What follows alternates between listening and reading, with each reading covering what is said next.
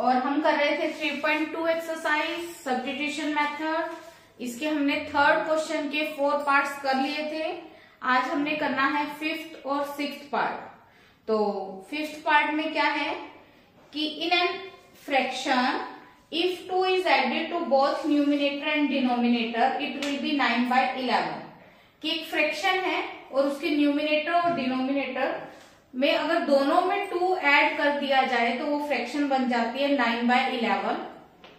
If 3 is added to both numerator and denominator, अगर 3 add कर दिया जाए न्यूमिनेटर और डिनोमिनेटर में it will B 5/6। Find the fraction.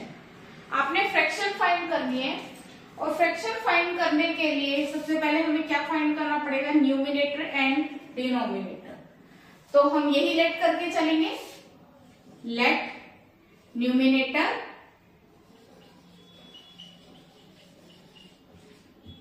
को x लेट कर लिया और लेट डिनोमिनेटर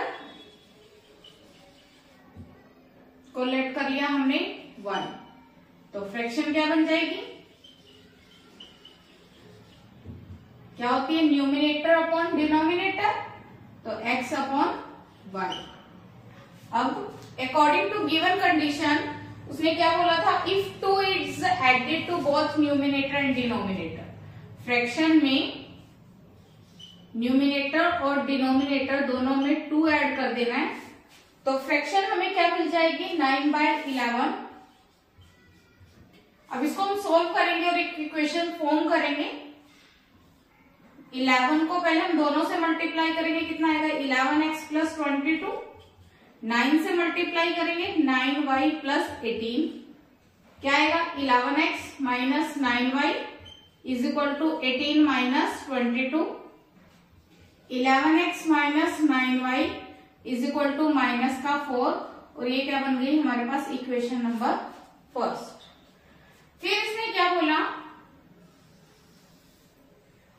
कि अगर x और y न्यूमिनेटर और डिनोमिनेटर दोनों में 3 ऐड कर दिया जाए, न्यूमिनेटर में भी 3 ऐड और डिनोमिनेटर में भी 3 ऐड, तो फ्रैक्शन क्या बन जाती है 5/6। इसमें भी क्रॉस मल्टीप्लाई कर दो, इक्वेशन क्या बन जाएगी 6x + 18, 5y + 15, 6x - 5y = 15 - 18, 6x - 5y + minus तो माइनस का 3। ये बन गई हमारी इक्वेशन नंबर 2। अब इसको हमने सब्स्टिट्यूशन मेथड से सोल्व करना है। सोल्व करने के लिए या तो वहां से आप x की वैल्यू निकाल लो या फिर y की वैल्यू निकाल लो। तो किससे हम निकाल लें, इससे निकाल लेते हैं इक्वेशन नंबर 2 से। तो सोल्व करेंगे हम, क्या आएगा 6x = -3 + 5y और x की वैल्यू कितनी आ जाएगी -3 + 5y अपॉन में क्या आ गया 6। ये इक्वेशन नंबर 2 थी और इससे हमने क्या बनाया इक्वेशन नंबर 3। सेकंड और थर्ड इक्वेशन यहाँ पर है तो यहाँ पर मिसिंग कौन है, फर्स्ट इक्वेशन। मतलब x की वैल्यू को आपको किसमें पुट करना पड़ेगा, फर्स्ट इक्वेशन में। तो पुट करते हैं, क्या आएगा हमारे पास 11, x की वैल्यू की जगह पे क्या आएगा -3 + 5y अपॉन में 6 - 9y = -4। और इसको सिंप्लीफाई करके हम यहां से किसकी वैल्यू मिल जाएगी, y की। तो हम कर रहे हैं सिंप्लीफाई से।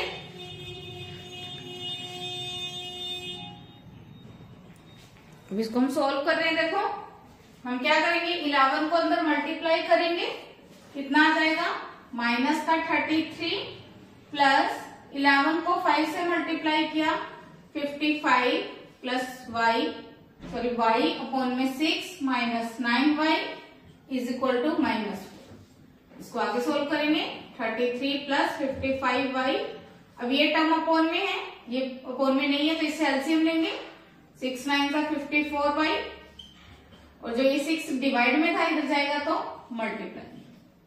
अब पहले इनको सोल्व कर लें, प्लस माइनस साइन बड़े टर्म का -24 + 33 तो y की वैल्यू कितनी आ जाएगी हमारे पास, सॉल्व करो, 13 में से 4 माइनस करेंगे 9, 2 में से 2 माइनस किया 0, y की वैल्यू मिल गई 9।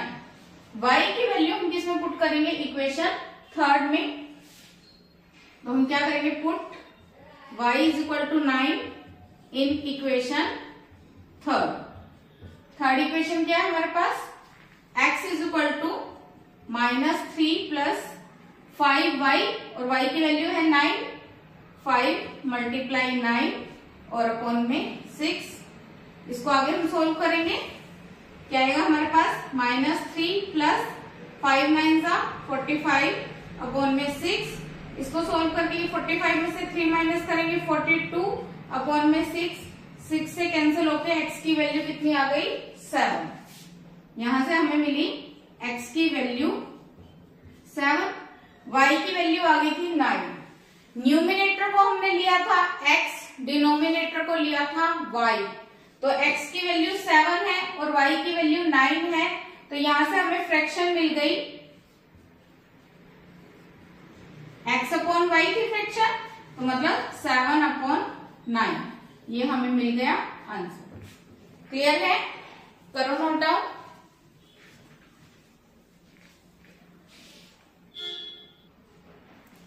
इस एक्सरसाइज का लास्ट और 6th पार्ट क्या दिया हुआ है आपको,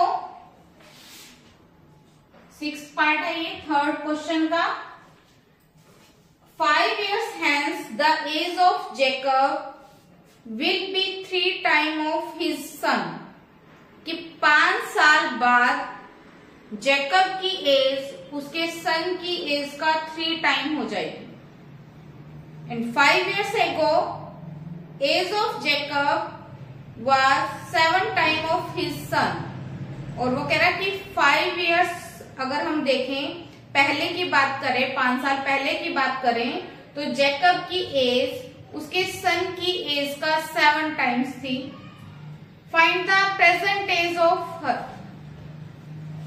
अब हमें क्या करना है, उनकी प्रेजेंट एज निकालनी है। तो प्रेजेंट एज निकालनी है तो हम उनकी प्रेजेंट एज ही लेट करके चलेंगे। Let present age of Jacob x years और let present age of his son y years। अब पहली कंडीशन उसने क्या ली, 5 years hence। 5 years hence मतलब 5 साल बाद, फ्यूचर की बात कर रहे हैं। तो अगर हम फ्यूचर की बात कर रहे हैं, हम अपनी एज लगा के देखें कि आप अपना एग्जांपल लो कि अगर आपकी एज इस टाइम 12 इयर्स है, तो 5 इयर्स के बाद कितनी हो जाएगी, 12 में 5 ऐड कर दो, 17 इयर्स हो जाएगी। तो इसी तरह जैकब और उसके सन की एज, आज की प्रेजेंट एज कितनी है, x इयर्स। 5 इयर्स के बाद कितनी हो जाएगी, x प्लस 5 और y प्लस 5। तो आफ्टर 5 इयर्स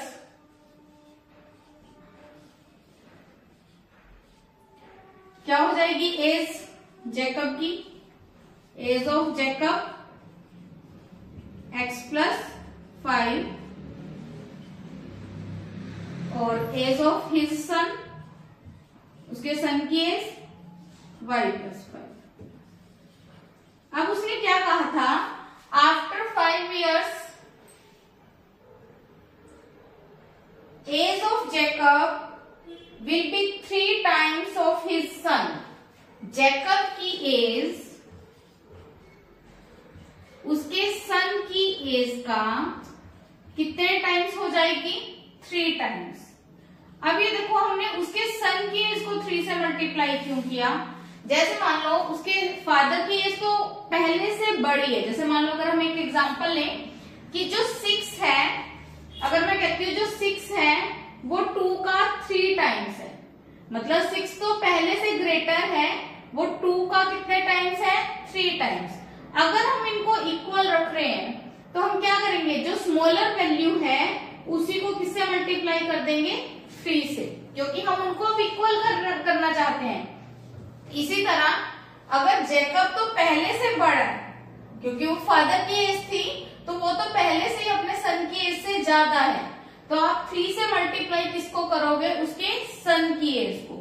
तो यहां से इक्वेशन एक फॉर्म हो जाएगी, x + 5 = 3y + 15, x - 3y = 15 - 5। Equation क्या बन गई, x - 3y = 10। ये बन गई फर्स्ट इक्वेशन। अब उसने क्या कहा था, 5 years ago, अगर हम 5 साल पहले की बात करें तो जैकब की एज क्या थी, जैकब एज x - 5 और सन की एज क्या थी, हिज सन एज y - 5। 5 साल कम थी, 5 साल पहले दोनों की एज क्या थी, 5 years कम थी। उसने क्या कहा, जैकब की age was, the age of Jacob was 7 times of his son, कि जैकब की एज अपने सन की एज का 7 times थी। सोल्व करें, x - 5 7y - 35, x - 7y - 35 + 5, क्या बन गई इक्वेशन, x - 7y = -30। ये बन गई हमारी सेकेंड इक्वेशन। अब किसी भी एक इक्वेशन से यहां से सॉल्व करें, काफी टाइम से हम सेकेंड इक्वेशन से सॉल्व कर रहे हैं, अब हम फर्स्ट से करते हैं। यहां से अगर आप x की वैल्यू निकालो वो कितनी आएगी, 10 + 3y, और इसे इजी भी पढ़ रहे हैं, तो ये कौन सी इक्वेशन नंबर दे देंगे हम, थर्ड। अब ये हमारे पास फर्स्ट इक्वेशन और ये थर्ड, मिसिंग कौन है, सेकेंड। तो इस वैल्यू को आप किसमें पुट कर दोगे, सेकेंड इक्वेशन में। x की जगह पे क्या पुट करना है, 10 + 3y - 7y = -30। इसको सॉल्व करेंगे, कितना आएगा हमारे पास, प्लस माइनस माइनस, माइनस का 4y -30 -10, कितना आ गया, -4y = माइनस का 40, माइनस से माइनस कट गया, y की वैल्यू कितनी आ गई, 40/4, और y की वैल्यू कितनी आ गई, 10। y की वैल्यू किसमें पुट कर देंगे, थर्ड इक्वेशन में। पुट y = 10 इन इक्वेशन थर्ड। थर्ड इक्वेशन क्या होती है हमारे पास, x = 10 + 3y, x = 10 + 3y, तो कितना आ गया, 10 + 30, और x की वैल्यू कितनी आ गई, 40। तो x हमने किसकी एज मान के चली थी, प्रेजेंट एज ऑफ जैकब। तो जैकब की एज कितनी है, present age of Jacob is 40 years and present age of his son = 10 years। जो x की वैल्यू आई है वो जैकब की एज है, जो y की वैल्यू आई है वो उसके सन की प्रेजेंट एज है। तो दोनों की प्रेजेंट एज हमने निकाली,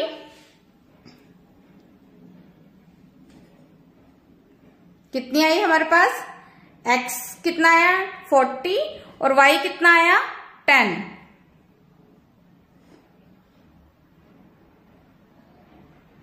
ये देखो, x = 40 और y = 10। x 40 है which is present age of Jacob, और y = 10 which is present age of his son. Clear है, करो नोट डाउन।